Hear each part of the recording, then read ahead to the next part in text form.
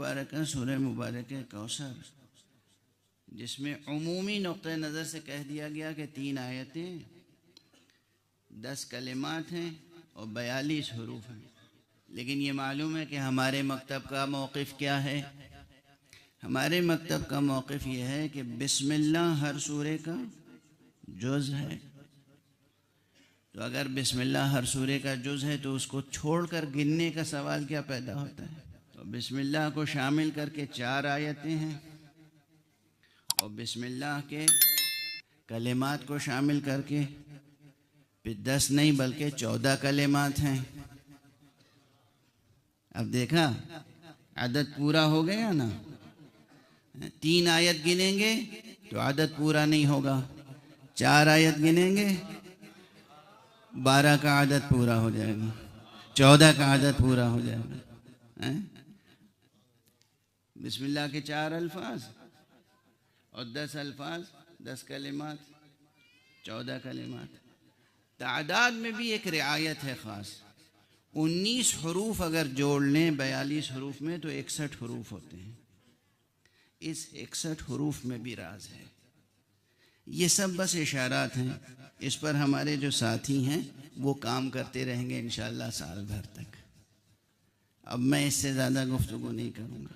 सूरह मुबारक अल कौसर में जो कलीदी कलिमा है वो यकीनन सिर्फ लफ्ज़ अल कौसर है, लेकिन पूरा मज़मून, हर आयत, हर लफ्ज़ अपनी जगह एक मवाज कुल्ज़ुम मानी है।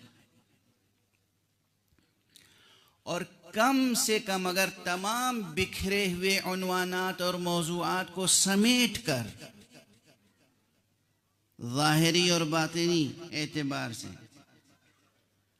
5 अहम अनामीन कायम किए जाएं तो इसी सूरह कौसर के ज़िम्न में राज़ तख्लीक़ पे भी गुफ्तगू हो सकती है।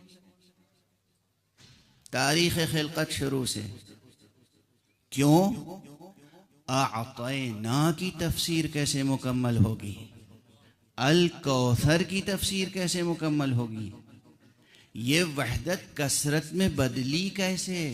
आलम कसरत का तसव्वुर ही जब आप करेंगे तो मसला तख्लीक़ का सबसे पहले आएगा।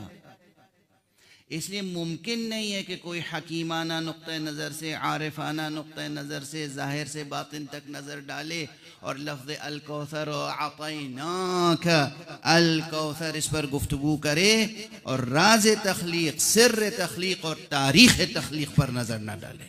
मुमकिन है? तो ये सबसे पहले मौजू सामने आता है। सबसे पहले जो मौजू बतौर ख़ास सामने आता है तारीख़ तख्लीक़, तारीख़ खिलक़त। उसके बाद इन्ना अअतैनाका अल कौसर, ये अल कौसर में और क्या चीज़ें मुमकिन है। अल्लाह ने अपने नबी को क्या क्या दिया, सब पर नज़र तो डालनी पड़ेगी ना। इसलिए तारीख़ तख्लीक़, राज़ तख्लीक़, सिर्र तख्लीक़, असरार तख्लीक़ के बाद दूसरा मसला आएगा खिलक़त को खल्क़ करने के बाद और उसके साथ और उसके पहले सबसे ज़्यादा अहतमाम जो हक़ सुब्हानहू व तआला ने किया है वो खिलक़त की हिदायत का अहतमाम किया है। तो मसला नबुव्वत का सामने आएगा। अल्लाह सुब्हानहू व तआला ने पैगंबर को नबुव्वत अता की थी या नहीं?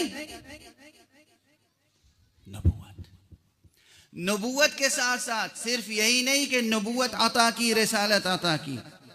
मुमकिन नहीं, जिस तरह तौहीद के तकाजे मुमकिन नहीं है कि पूरे हो जाए जब तक कि नबुव्वत और रिसालत सामने ना आए, उसी तरह मुमकिन नहीं है कि नबुव्वत और रिसालत के तकाजे मुकम्मल हो जाएं जब तक कि विलायत सामने ना आए। इसलिए मुमकिन नहीं कि आप लफ्ज़ अल कौसर की तफसीर से गुजर जाएं विलायत से बहस किए बगैर। अम्र विलायत, अम्र विलायत, मसले विलायत, विलायत मुस्तफ़ा, विलायत अहले बैत मुस्तफ़ा, वो विलायत जिसका सिलसिला विलायत हक़ समदी से है।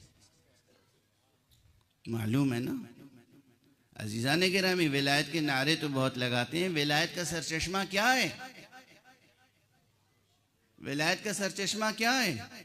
उसी मशहूर आयत को भी अगर ले लें जो कि जामिअ तरीन मतन है फ़लसफ़ा विलायत से मुताल्लिक़, सूरह माइदा की आयत इन्नमा वलियुकुमुल्लाह। सबसे पहले बात कहाँ आई? मुनहसिर है हकीकत विलायत किस ज़ात में? अल्लाह सुब्हानहू